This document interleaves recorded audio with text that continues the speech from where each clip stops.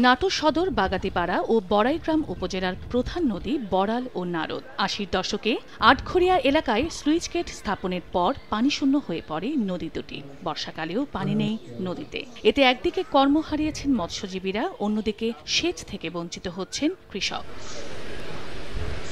দখল ও কলকারখানার বর্জ্য ফেলার কারণে নারদ নদটি এখন ড্রেনে পরিণত হয়েছে।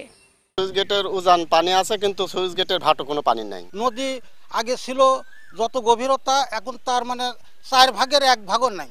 মশার উৎপাত, এই নদীর দুর্গন্ধ, এর আমরা অনেক সমস্যার মধ্যে আছি। বড়াল ও নারদের এই পরিস্থিতি দেখতে গত ১৯ মে নাটোরে আসেন বন, পরিবেশ ও পানি সম্পদ উপদেষ্টা সৈয়দা রিজওয়ানা হাসান। এরপর থেকে নদী দুটির খনন প্রক্রিয়ার কার্যক্রম দ্রুত গতিতে এগিয়ে নিচ্ছে পানি উন্নয়ন বোর্ড। এতে এই অঞ্চলের কৃষক ও মৎস্যজীবীদের দুর্ভোগ কমবে আশা স্থানীয়দের। উপদেষ্টা এসে দেখে গেছেন যে প্রক্রিয়া চলছে, যদি তাড়াতাড়ি করে, তারা সম্পূর্ণ করে, তাহলে আমাদের জন্য উপকার হবে, নাটোরবাসীর জন্য অনেক উপকার হবে। মশার উৎপাত, জঙ্গল, কইসা দিয়ে সব ভরে গেছে। আমরা আশা করছি এই নদীটা দ্রুতভাবে কাজ চলমান করুক। পরিদর্শন শেষে উনি কিছু নির্দেশনা দিয়েছেন, সেই নির্দেশনা মোতাবেক আমরা কাজ করছি।